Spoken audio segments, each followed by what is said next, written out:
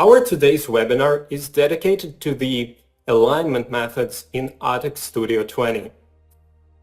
So we're going to start off slowly. We will refresh our knowledge and make sure that everyone is on the same page. So at first we're going to go through the alignment basics, and later on we're going to cover more advanced cases which will be more interesting for the advanced users. So yeah, please stay tuned. So yeah, let's start off with the alignment basics. So why do we need alignment at all actually? So alignment in 3D scanning is an essential processing step in creating our final model. You will use the alignment in 99% of all of your projects. So there may be some rare exclusions, but in most cases, even if you're scanning your object in a single orientation, such as this beautiful painting that you can see on the screenshot right here, it was actually scanned in just a single position, but as you could see, it was scanned, a lot of scans were used in order to cover all of the geometry, so we still need to use alignment even in this case. So yeah, and of course a lot of objects cannot be scanned from a single orientation, and that is why we need to flip and rotate them and make multiple scans, and in those cases alignment of course is a crucial step in order to get your full 360 3D model and export it later on. Then the alignment can be used to fix severe misalignment issues. So it can be a tool to help, let's say, the global registration in case you have a lot of issues with your scan. So of course it's not possible to do perfect scans all the time. Sometimes you have you may have limited time to work on your project, and you have poor scans, and that's where the alignment may come to rescue. And then finally, of course, one more application of the alignment is to join the mesh-to-CAD for quality inspection, to compare your scan to the reference CAD model. So it may sound a bit weird, but in order to get a good alignment, you need to start thinking about it on the scanning stage, actually. So when analyzing the shape of your object and the way you can scan it, you need to think how many scans do I need to complete this model altogether, to complete this object altogether. So as you can see right here on this slide, we have 3 different scans for this object. The first scan was made in upright position, the second one in upside down position, and the third one was made in a vertical orientation of this transmission. So actually we can make a final fusion just out of scan 1 and scan 2 because they essentially have all of the geometry coverage of the object. We don't need the third scan for the geometry information because it's all there on scan 1 and scan 2. But but the issue may occur during the alignment. So as you see, there is quite little coverage between scan 1 and scan 2. So that is why we're making the third scan for the alignment because it has all of those 2 overlapping sides, and that is why this way we're going to improve the quality of our alignment and the quality of our registration later on. So I strongly recommend using this technique, especially if you're making a scan where you would like to achieve the highest accuracy possible. So let's take a look at the short video right here. Here is a demonstration of the alignment. Here I'm selecting the third scan, which was made in a vertical orientation as a reference one, as a registered one. And as you could see, there are a lot of holes in it. I don't particularly care about them because I have all of the geometry information on my other 2 scans. So, and as you could see right here, This is how the alignment is being performed in this case. And actually, yeah, it's a good chance to talk about the registration and alignment. So as you could see right here, there is always a small like pre-registration included in the alignment step, unless you're using the align markers option. So as you could see right here, even after I set all of those markers and click the align button, it takes some time for the Artec Studio to make a rough registration of those objects together. So it takes some time, but it improves the quality of alignment a lot. So yeah, we're gonna talk about it a little bit later on in details, but for now, just remember that during the usual alignment cases, Artec Studio also makes some fixes to the way you align your objects. But still, it is necessary to perform the global registration later on regardless of that. So now let's take a look at a different case. What if you're scanning symmetrical objects? Actually, for an inexperienced user, it might be quite an obstacle to scan and align such objects together, because at first glance, yeah, it might be, if you're scanning if you're scanning such objects, especially, let's say if you have an Artec EVA light that does not scan texture, then it might be really tricky to align your different sides altogether. So how to align symmetrical objects? Actually, the easy way to do that is to add features, either texture features or the geometry ones. So yeah, in case you have such an option, it's better to add the texture features, and then it would be much easier to align such objects. So yeah, if you take a look right here on this slide, you will see that once I import this data once I have this data inside Artec Studio, it will be very easy for me to match those two different scans together because I have added those additional texture features. So it's really easy to do, and yeah, you can always choose between texture and geometrical features depending on your application. And then there is one more small, really great tip right here.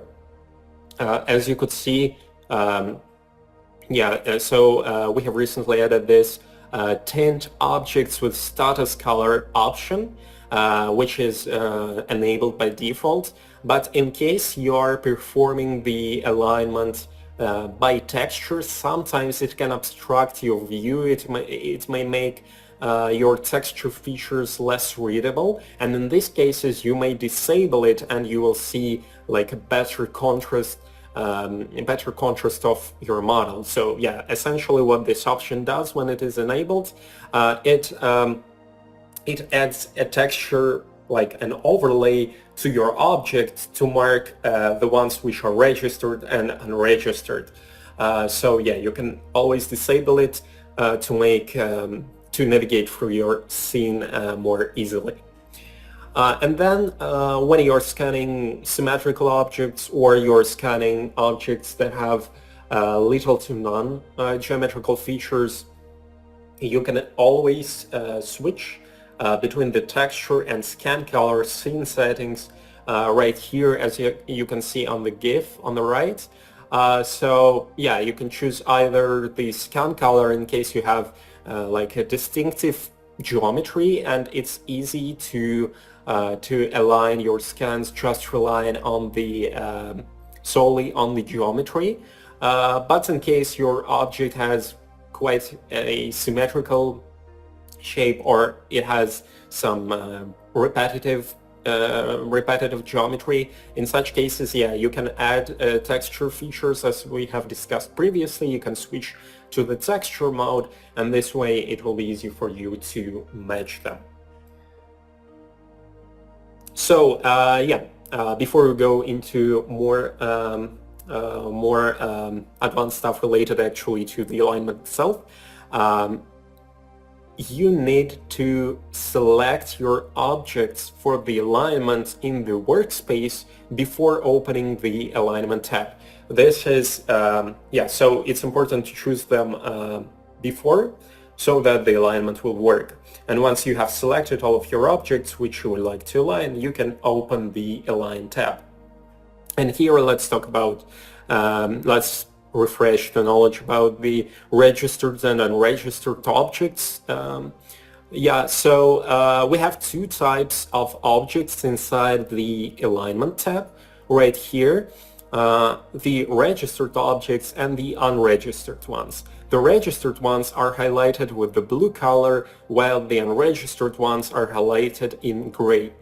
So essentially what that means is that all of the gray objects are going to be aligned with the blue ones. So the blue object is a reference one. It will remain in place, but the object highlighted in gray will be joined with the one highlighted in blue.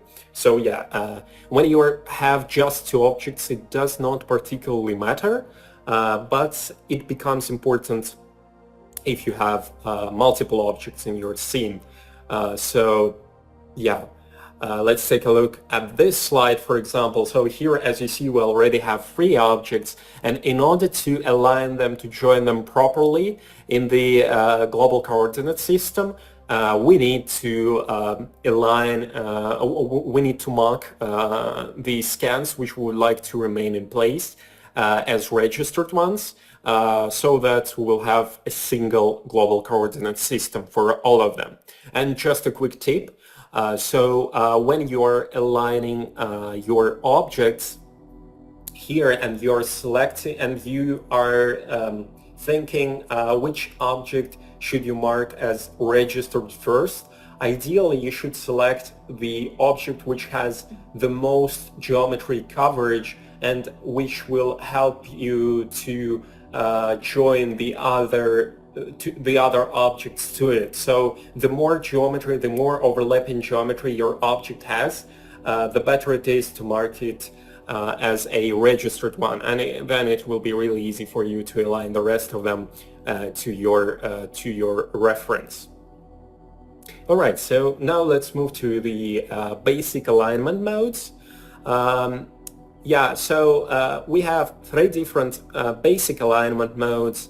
By basic, I don't mean that they're for beginners. I actually mean that, so these are the most commonly used alignment methods, and in most cases, those options will cover all of your needs. So that is why we're going to talk about them first. So of course, first of all, we have the automatic mode. You can enable it by enabling this toggle right here, which says points. If you enable it, then the auto alignment will be enabled as well. You can disable this toggle, and then the manual alignment method will be used. And finally, for the Artec point, for example, we have the targets alignment mode right here. So now we're going to cover them in depth. Let's take a look at the most basic one, the automatic alignment mode. Let's talk about its use cases. So first of all, this mode is really suitable for new users who are not yet familiar with the Artec Studio user interface, who are just starting out. It can be really great to make your first projects, because here you just align your scans with a single click of a button. So essentially all you need to do is to enable the auto alignment right here, click align, and then the software will do all the rest for you. The use cases for this mode are when you're aligning light scans between each other. I would not recommend using this mode on heavy scans where you have a lot of frames, where you have a lot of data, because it might be quite time consuming for the software to align of those scans automatically without the help of the user. So it will take a significant time if you have a lot of frames. So yeah, it's more suitable for light, small to medium scans. Your light scans need to have unique and distinctive geometry. So in case you're trying to align completely symmetrical objects with this mode, it won't work. Finally, there should be large overlapping zones between your objects. So of course, there should be large overlapping zones ideally in every scenario, but here it's very, very important in this mode. It's of the highest importance because here the software needs to have enough overlapping areas to do the comparison between them and to join them properly. Okay, so as for the tips, here it can be really useful to do a rough manual pre-alignment before running the auto alignment. So in case your scans are too far away from each other, so yeah, if they are too far away in the scene, then the alignment might not work properly, so it might not find common areas in those two different scans.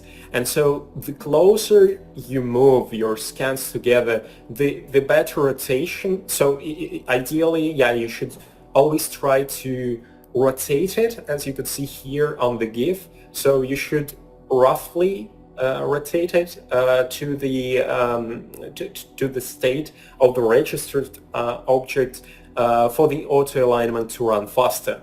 But of course, this should be this should not always be used, and usually it works fine if you have all of other checkboxes checked. So yeah, I'm talking about those conditions that we discussed previously. Okay, so now let's move on to the manual alignment mode. It's the most common mode.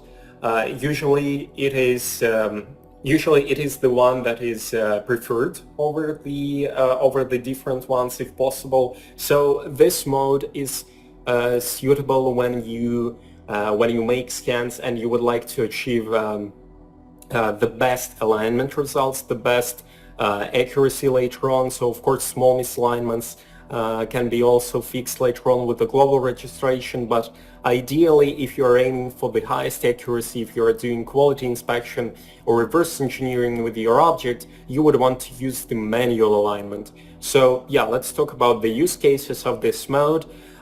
You should definitely use this one in case you are going for the, in case you are aligning objects with scans or meshes with repetitive geometry, as you could see right here on the example on this slide. So here the automatic alignment might fail because our object is symmetrical.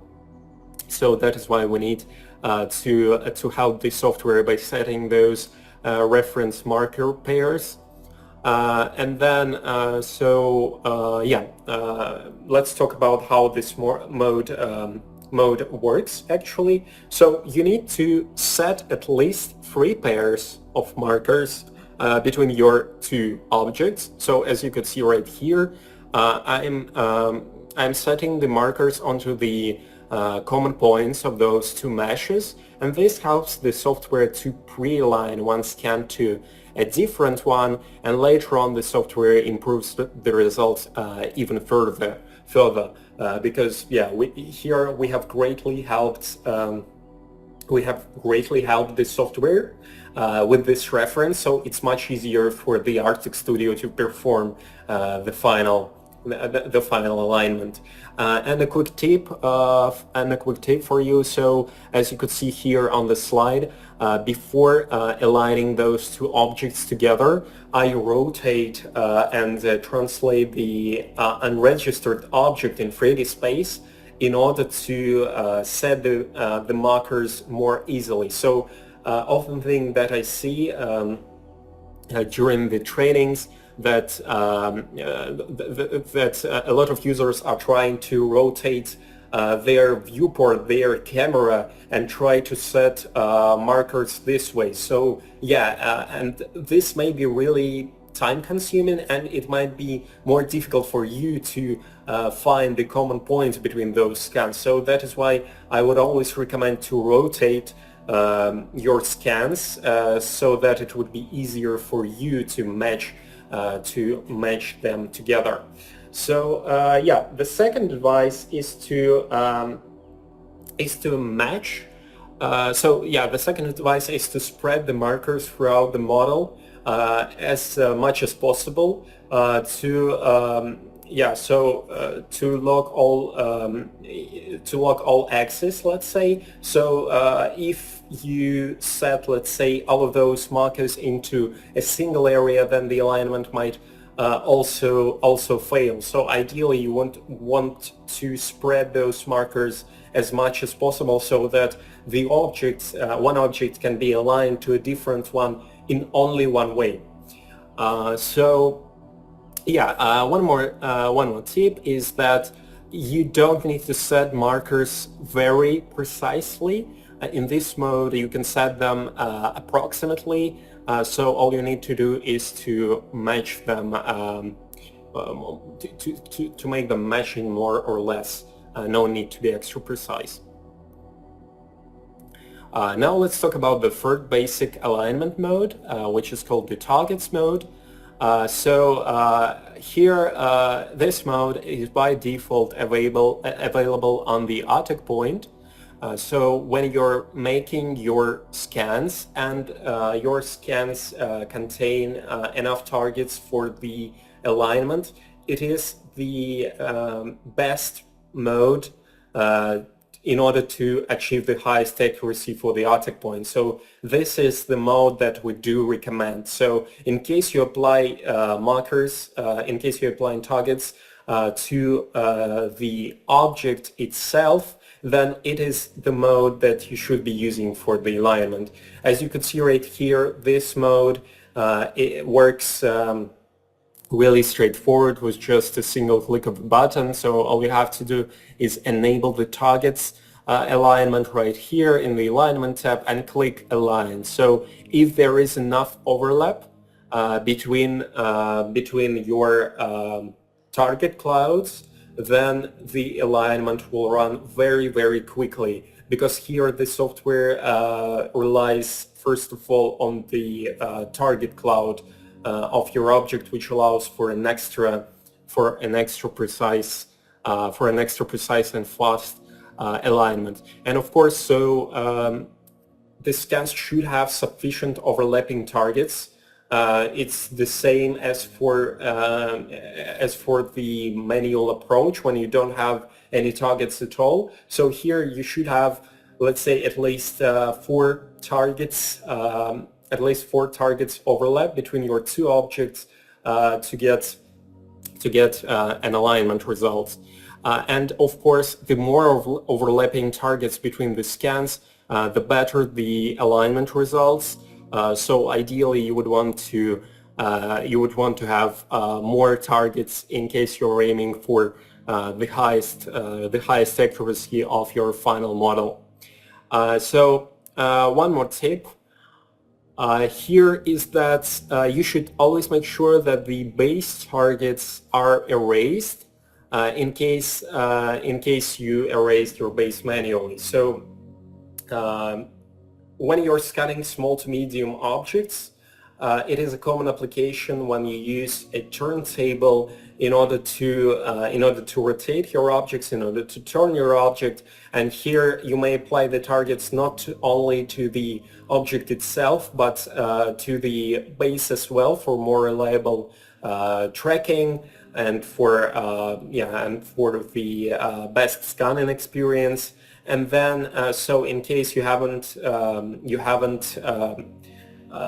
erased those targets automatically, then you would need to do it manually in order to avoid any sort of the confusion for the algorithm. Because if you don't erase them, then you are going to have multiple different scans that have those same points on the base, and then the alignment might not work properly. Of course, you will see that, but it's just a tip. When something goes wrong, what can I do to troubleshoot it? So that's one of the steps that you should take. You should check if you have deleted your base targets or not. All right, so now let's move on to the advanced alignment modes right here. Let's see a short overview of them. So we have 4 different advanced modes and techniques. The first one is called align markers. Then we have datum alignment, the complex alignment, and the non-rigid alignment. So each of them have their own use cases. I would say that those methods are more niche than the ones that we have discussed before. So they may be suitable for some specific situations. So let's discuss them separately in details. Let's take a look at the align markers alignment mode first. It is very similar to the manual alignment mode at a first glance, but there is one huge difference between them. So in case of as well as in case with the manual alignment, here you need to set the pairs of markers on your scans, as you could see on the GIF on the right. But in this case, this mode is a bit different. So in the regular manual alignment mode, the software does a pre-alignment of one scan to a different one, and then it fixes slight misalignments on its own. Remember what I told you about the rough registration that the software does. Here at first the align markers mode works the same, but it skips the pre-registration step entirely. So here the software relies only on the manner on the pairs of points that you have set manually. It won't fix any sort of misalignments should they occur. So in this case, you should be extra precise about setting those marker pairs. So let's talk about why this mode when this mode can actually be useful. Sometimes when you're aligning thin objects, if you have some tricky cases where you're aligning, let's say flat objects without the geometry at all, or let's say thin objects or incomplete scans where you don't have enough information for the rough pre-registration of the software, and in these cases you may see that the manual alignment might fail. So in this case, as you could see, we have this PCB which is pretty thin, so the manual alignment doesn't work the best here, and it's easier for me to use the align markers mode to get this sort of a rough alignment, which I'm going to fix later on with different tools. That's the first use case of this mode, and the second one is aligning very large scans. So let's say you have a really huge dataset scan with the Artec Ray, and you don't particularly care about the accuracy, so probably you're using this just for the presentation purposes and you need to align them together. And let's say this didn't work. So in this case, this mode can be useful to make a rough alignment which will be extra fast. So as you could see, since the software relies entirely on the points that we set, the alignment is really, really quick. So here are some tips for this mode. First of all, as I've said earlier, we need to set the markers really accurately right here. And then you could see that at the beginning I have quite a huge misalignment of those two scans after the this align markers initial alignment, and it's quite easy to fix it with proper global registration settings later on. So here what I basically do is I guide the software, I pre-align those scans together, and I let the software know that the frames should be somewhere over there. So that's where the global registration should occur. And since this align markers mode may be quite accurate in case you're setting your points really accurately, and in case your object has enough distinctive features for you to set the markers on, as you could see right here on this PCB, then yeah, it would be easy to fix those misalignments with the use of global registration, as you could see right here. Now let's talk about the datum alignment mode. So this mode is used to align your mesh to CAD, yeah, so first of all, before running the datum alignment, we need to run the initial best fit manual alignment.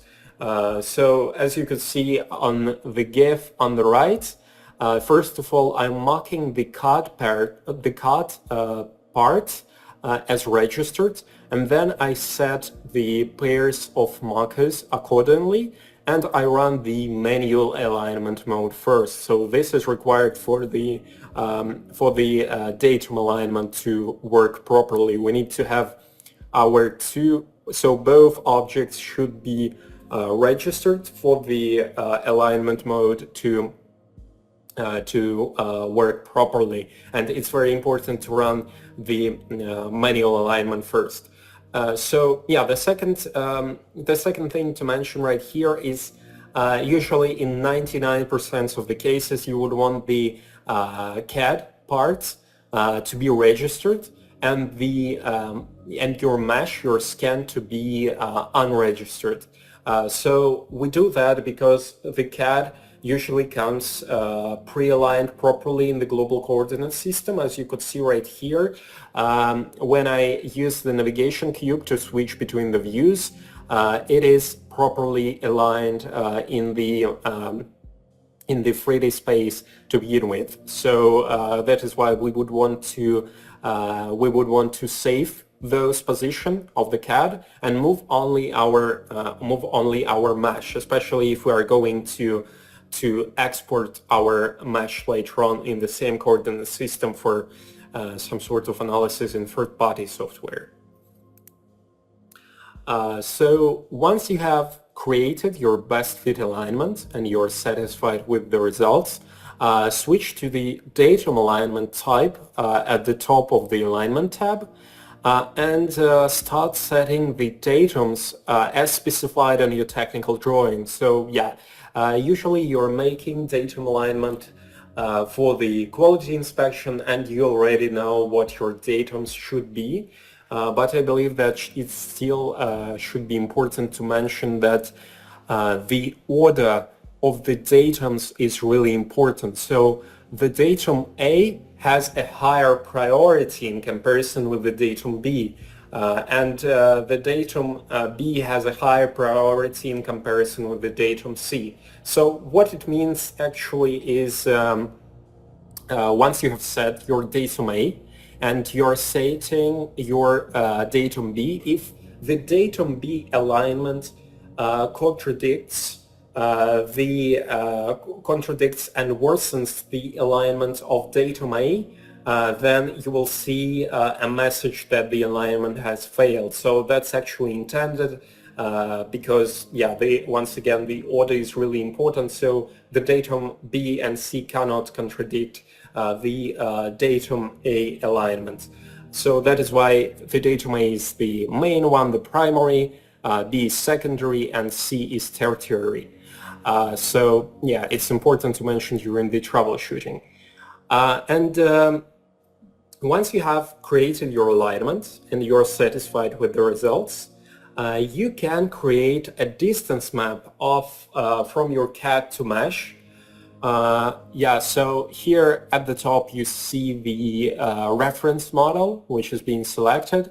Then yeah, you have the mesh to align, and here you can enable this toggle to enable the distance map user interface, and here you can click calculate. And then the distance map will be calculated accordingly using the search distance that you have specified right here. And a really convenient thing about the distance map in this menu is that you can save it to the measurements tab with this save button, which is located on the right next to the calculate button. So yeah, it's important to mention that also all of your datum information is going to be saved to the measurements as well. So all of those labels, which you can see right here, which show the deviation for each of the datums, this information is going to be saved in the measurements, and you will be able to access it later on inside the measurements. So you will always know that here you have run the datum alignment specifically, and you have set those specific faces of the CAD accordingly. So yeah, actually I forgot to mention that here in this mode you select your patches of the CAD as datums, and once you hover your mouse over them, you will see the patches being highlighted accordingly, so it will be easier for you to understand which part of the object the datum is referring to. Also, just a kind reminder that you can also align one mesh to a different one. It's not necessary to align the align does not only work on scans and mesh-to-CAD, it also works between meshes. So you can align mesh to mesh. So you don't always have the readily available CAD model for the quality inspection, and sometimes you have your reference mesh, your reference like ideal mesh, which you are going to use instead of the CAD, and yeah, it's totally fine. So you can also run the best fit manual alignment and different modes in this case as well. So now let's talk about the next alignment method, which is called the non-rigid align. Let me tell you how it works first. It works on fusions. As you could see on the slide right here, we have those two fusions of a hand, and its shape has changed throughout the scanning, and of course we cannot fuse it into a single model. So yeah, that is why we have two different fusions right here. We mark so first of all, we navigate to the non-rigid align in the alignment tab first. We select our reference mesh as a registered one. So as you can see right here, it's the purple mesh. Sorry, it's the pink mesh right here. We are highlighting it as a registered, and then the different mesh, the purple one, is highlighted as unregistered. And once we apply the non-rigid align, as you can see right here, the unregistered mesh is getting aligned to the registered one via using the deformation. So its shape is being distorted to fit the shape of the registered mesh. And the shape of the registered mesh actually does not happen. It serves as a reference to sort of join, merge, and deform the other mesh to it. So yeah, here is another slide with some more examples right here. So let's talk about the use cases first. Yeah, of course, sometimes when you're scanning your object, it may not be possible to make a perfect scan of your subject, especially if it's moving throughout a scan. It can be quite tricky. Of course, we would always recommend to remake a scan if you have some issue with movement, a severe misalignment issue, because yeah, this way you would obviously have to make less processing and you will achieve a higher accuracy. But sometimes due to a limited time frame, and yeah, so it may be required to do the project quite fast, and it may not be possible to rescan your subject. In those cases, the non-rigid alignment may come to rescue, but just as a disclaimer, I would like to mention that you should use it only as a last resort. Yeah, because it decreases your accuracy, so it's definitely not suitable for quality inspection, but for the presentation purposes, it might be really useful. So yeah, it also works only on fusions. And one more tip. So let's say you have aligned one mesh to a different one, and you get a rough non-rigid align result, as you could see on the image on the left. So yeah, here you may see that the overlap, the intersection between those meshes is quite poor, and yeah, so they are greatly distorted one from another.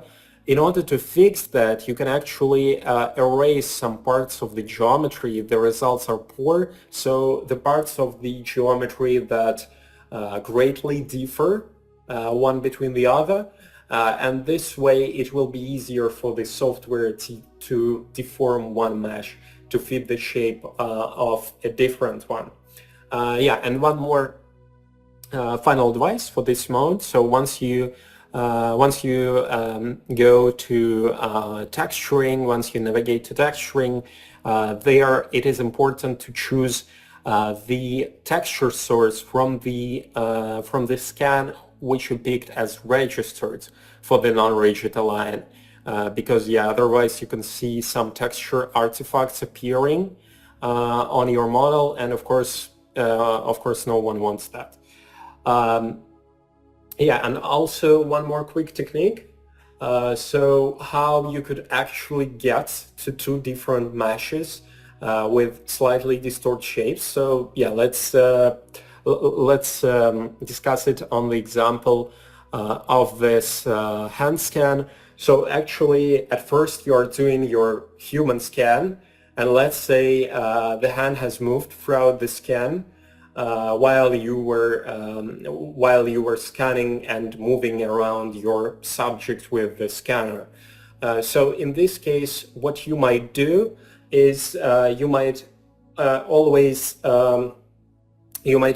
find the frame where the misalignment first occurred, and you could divide your scan into two different ones and make two different fusions, and later on you can register them using the non-rigid registration. So that is the way how you can find a way around of such tricky cases. Of course, it's not the most elegant solution, but it might be a real savior when you have no other choices. So now let's discuss the complex alignment mode. This is the last mode that we have right here. Actually, it's quite niche, and in most cases you will be able to fix such issues with the use of global registration.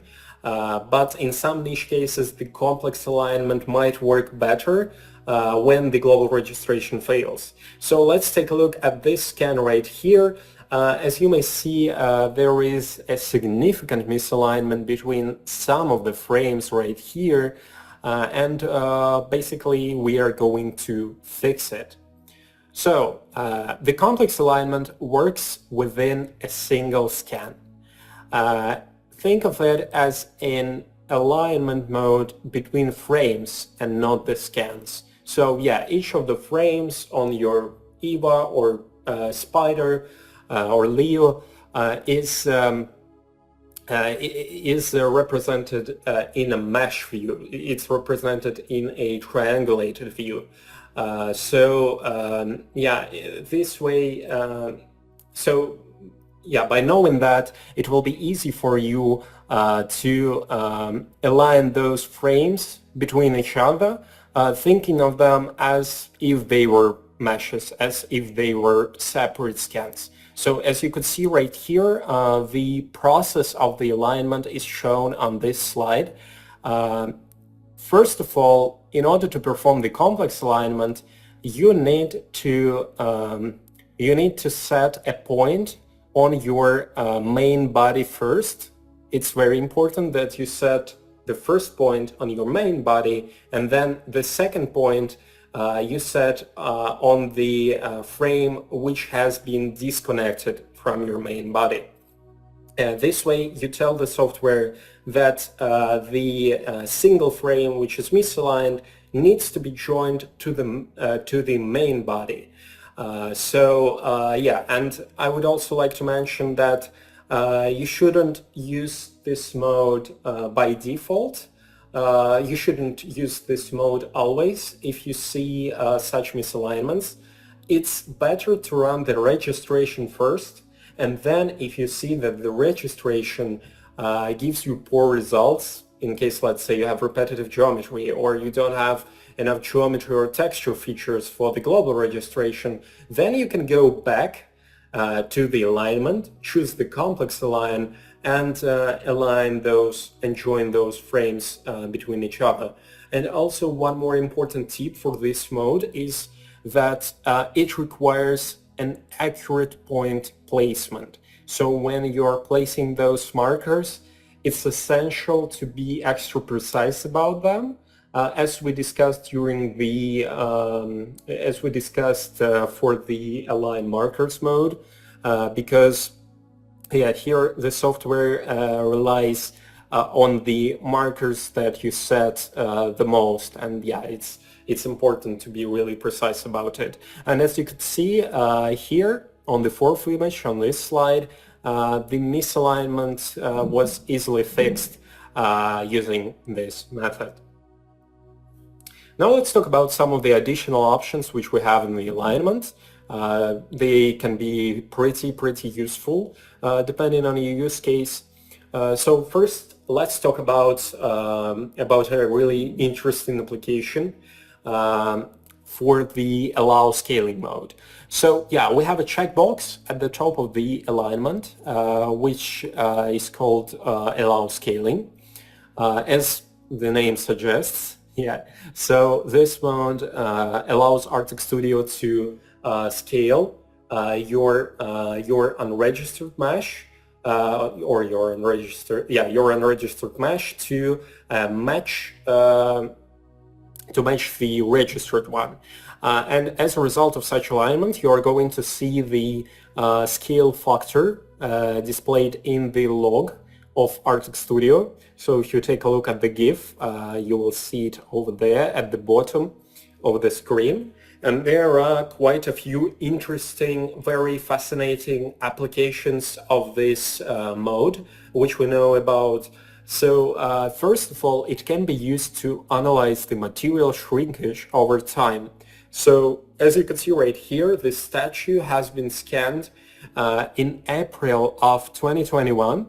And then it was the very same the same very statue was scanned in the May of 2023, and then they were aligned together using this allow scaling checkbox.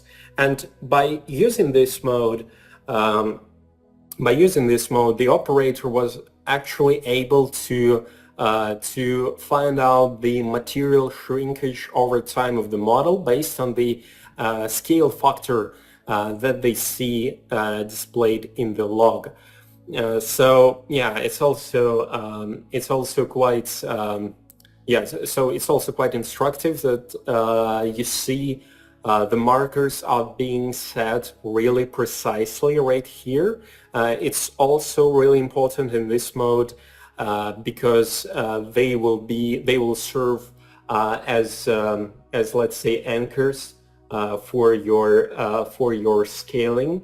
And in order to get the best results, in order to see like the most accurate scale factor, ideally you would want to align them really precisely. Now let's take a look at this slide. So one more application of this option is to align Artec Studio photogrammetry model with the Fusion for scale. So here is an example of a tower which has been scanned with the Artec Ray, with a combination of Artec Ray and the drone data. We won't go deep into this exact process today. If you are really interested in this particular project, we have a nice article on our support page describing the whole process in details. So if you're interested, just drop your question into the chat, and yeah, we will provide this link later on. Yeah, essentially here let me describe the process in general, how this works. First of all, we scan our scene with the Artec Ray, with the Artec Ray 2, or let's say with Leo if we're scanning a smaller area, and then we use drone to make a scene photogrammetry. And we don't have any scale references for our global photogrammetry scene, so yeah, its scale will be all over the place. It won't be correct because we don't have any scale references, and here is when the Artec Ray 2 data comes to rescue. So here what we can use, what we can do is we can use the allow scaling mode, set the common marker pairs between your objects, and your photogrammetry model will be scaled down to your accurate Ray 2 data, and this way you will get a really nice accuracy, really nice accuracy in scale of your photogrammetry model. So that is one more application of this setting. And of course you can also use it on smaller data sets. So in a case, let's say you have a Leo and you use Leo in combination with photogrammetry to scan some medium objects, and let's say there are some tricky surfaces, tricky partially transparent surfaces that the Leo struggles with. You can add them in with the use of photogrammetry and scale it down to the Artec Leo to get this nice combination without using the spray. So let's say this is one of the applications of this mode. Now there is a second setting in the alignment, which is called Enable Texture Alignment. So this one is pretty straightforward. By default, it's disabled. So all of the alignment, all of the rough registration and alignment of your scans is being performed solely by the geometry. So we do it in order to optimize our process, in order to make the alignment faster, the geometry will work faster. And in most cases it's enough, because regardless of the alignment, you are going to run the global registration later on. But sometimes there are very rare occasions when you're scanning, let's say, a painting or a mosaic, as you could see right here on the image, where there is little to none reference geometry. So if you look at the geometry, you might have just a square, let's say. And of course, even if you set the points manually, the alignments, the alignment might not be that precise because there are no geometry features. And here is where the texture alignments comes to rescue. We can enable it.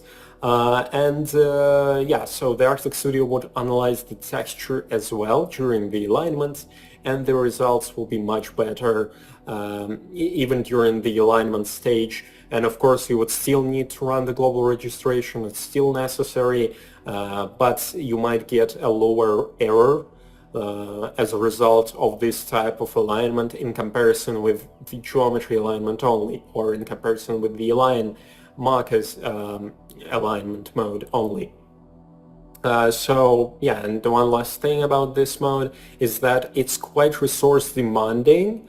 So if you're joining large data sets, then it's better to divide them into more pieces with this mode, because yeah, it may be quite heavy on your computer resources.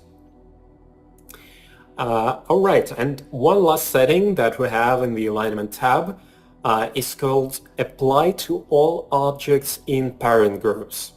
So yeah, it's pretty self-explanatory. The idea is that when you align objects between each other, so all of the objects inside of the group that are located inside of the group with the unregistered scan that you are aligning are going to be aligned together with it. So yeah, it might sound a little bit complicated, but if you take a look at this GIF on the right, it will be easy to follow through. So yeah, at first, as you see, we have those 3 scans in the Leo Scans 2 folder. I'm selecting only one scan in this folder, as you can see right here, and in the Alignment tab, I enable the Apply to All Objects in Parent Groups option and align only one unregistered scan to the registered one. And yeah, so let's see what happens. Once I align the only one unregistered object to the registered one, as you could see, all of the objects which were hidden, which didn't participate in the alignment, so you didn't select them, you didn't mark them for the alignment, they are still getting aligned thanks to this setting. So it may be really useful in case you're scanning large data, let's say with Artec Leo, you're scanning some large scene, and you lose tracking throughout your scanning, so it happens, and then you have a lot of different small scans within a single group. But they are already roughly pre-aligned to the first one in this group. So in this case, you can simply align just one scan of this group, which has the largest geometry coverage for the alignment. Highlight this option, enable this option, and align all of them at the same time. This way you will save a few extra clicks, and you will save the resources of your computer. So the alignment will run faster in this case because you're only selecting a single scan for the alignment. So yeah, there may be much more use cases to this option, but this is the most common one. So probably you will find a more creative way to use it during your 3D scanning, 3D